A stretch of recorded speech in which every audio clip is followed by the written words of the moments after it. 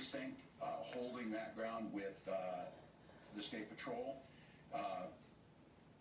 DPS, and the folks with under DNR are out there, and our local partners in Minneapolis and St. Paul, and our joint powers agreements are assisting. The situation is incredibly dangerous. The situation is fluid. It is dynamic. I would first of all thank all Minnesotans who chose to protect our cities, who chose to protect their neighbors and stay home. Thank you for that. To all of the first responders who are out there, from firefighters to National Guard, to line crews, to utilities workers who are out there to keep us safe, I want to thank you for that. Law enforcement is responding the best they can in this situation. We'll get you all of the numbers that are out there. I want to say, first of all, I myself can fully understand the rage. I spoke this evening to George Floyd's siblings quite extensively. I understand that rage. We've talked about it. We understand what has to happen. What's going on out there right now is not that. The wanton destruction, and specifically of ethnic businesses that took generations to build, are being torn down. All of those infrastructures of civil society and the things that make our city great, which lends me to believe, as we look at this, the disenfranchisement that went with what we witnessed with George's death is one thing, but the absolute chaos. This is not grieving, and this is not making a statement that we fully acknowledge needs to be fixed. This is life-threatening, dangerous, to the most well-qualified forces that are out there facing this. So I want to acknowledge that. I'm deeply concerned with the people who you need to go home. You need to go home. The purpose of this, and we're seeing it spread up across the country, is making it more difficult to get to the point where we can deal with these issues. Our neighbors are afraid. People are watching this across there, and they want to know what's happening. We promised you today, and I want to thank Mayor Frey for the leadership today, and I think the issue of coordination and communicating together. This is the largest civilian deployment in Minnesota history that we have out there today. And quite candidly, right now, we do not have the numbers. We cannot arrest people when we're trying to hold ground because of the sheer size, the dynamics, and the wanton violence that's coming out there. Colonel Langer spoke about this often, of seasoned folks who have also deployed overseas and seen this, and now seeing this here in our neighborhoods. We will talk about ways and the resources that we have left, but to put this into perspective, the force that we have out there now is about 3 times larger than the one in the 60s, which was the largest during the race riots, and they're out there right now. And the capacity to be able to do offensive actions, and they're out there doing that, arresting the folks that we can. But as you've seen, there's already shots being fired back at our people. This arson that is taking place puts many people at risk. Our firefighters are specifically and very open to target, and Minneapolis Fire has been responding heroically. And I tell you, all the citizens, the response time is fast as we want to get it. And that responsibility, as I said today, for coordination lies with us. I will take responsibility for the underestimating the wanton destruction and the size of this crowd. We have deployed a force that I think, as we sat down together and talked about, would have been any other civilian military or civilian police operation work.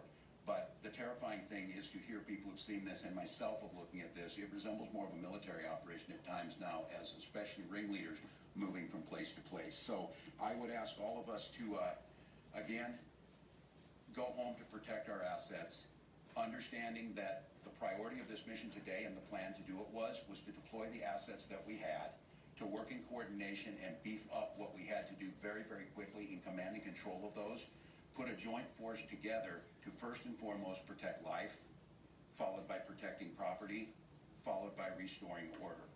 And the issue, as I've said this time and time again, whether it was something that now seems so simple to do stay-at-home orders about COVID, is to try and get the situation under control to protect all those things. But there is a compact that goes in civilized society that you have to have social buy-in. And so with the elements that are out there now, they're stopping semis by blocking roads and then raiding what's in them. This is not about George's death. This is not about inequities that were real. This is about chaos being caused. And so my responsibility on this, and I do want to thank the mayor. Executing a plan is very difficult, and I think the frustrations we all feel certainly isn't aimed at the mayor. He's performing admirably and doing everything possible. I accept that responsibility. He's here today asking and calling hourly, where can we move, how do we coordinate? So Mayor Fry, I want to thank you. The same thing with Mayor Carter of Executing Together. This is an operation that has never been done in Minnesota. The scope of this has now reached globally, or excuse me, across the nation.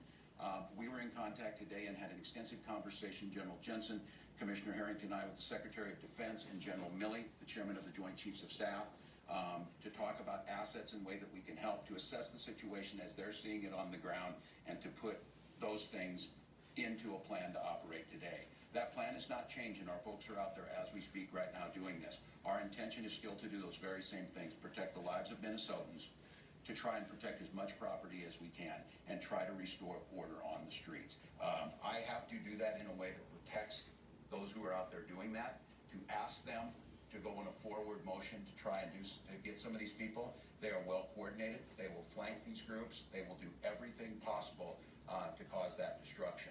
So with that being said, I'm going to have Mayor Fry come up. We'll have our folks talk about it. We'll talk about what the next steps are, because I want to be clear, we're about 72 hours into this. The mayor's quick action of activating the National Guard, I believe, protect as much as we could.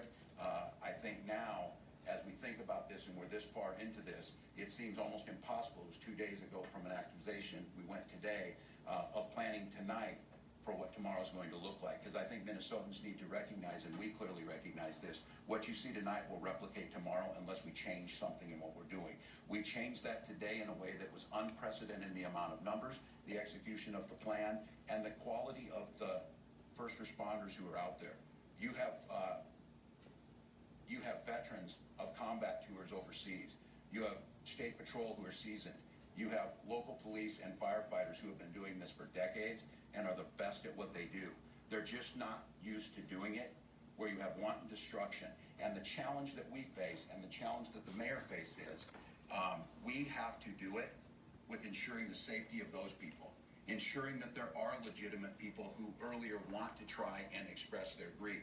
The folks who are out there right now want nothing more than entice into conflict, entice something that sets us off even further, entices our folks to get in a situation where we start to lose life.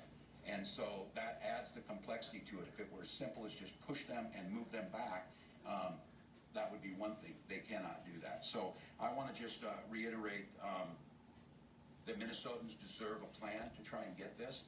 We need to assess that with all of the tools that we have, with the experience that we've seen in this. We are certainly in contact with our neighboring states and cooperations, as well as the federal government, to think about the best way to do this. The situation tomorrow will be increasingly more difficult because this has spread to other cities in a serious way, which makes the challenge of civil order even that much more difficult.